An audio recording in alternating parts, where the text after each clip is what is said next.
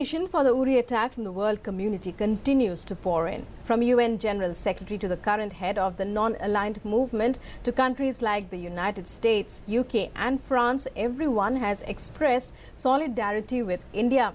Many nations have also indirectly targeted Pakistan for providing safe havens to terror organizations targeting India. International condemnation was swift. The world community stood firmly behind India after the Uri terror attack. UN Secretary General condemned the terror attack in strong terms and expressed his deepest sympathy and condolences to families of soldiers who lost their lives. He also said perpetrators of the crime should be identified and brought to justice. Meanwhile, Venezuelan President Nicolás Maduro, the head of the non-aligned movement, also expressed solidarity with the people of India who have suffered a terrorist attack.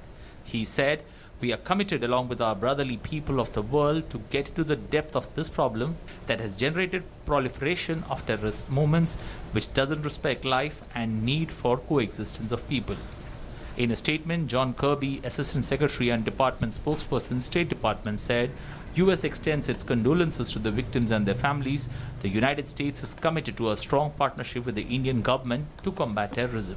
US Ambassador to India Richard Verma in a tweet condemned the terror attack in Uri, Jammu and Kashmir. He said, "Our thoughts are with the families of the brave soldiers who lost their lives in the Uri attack."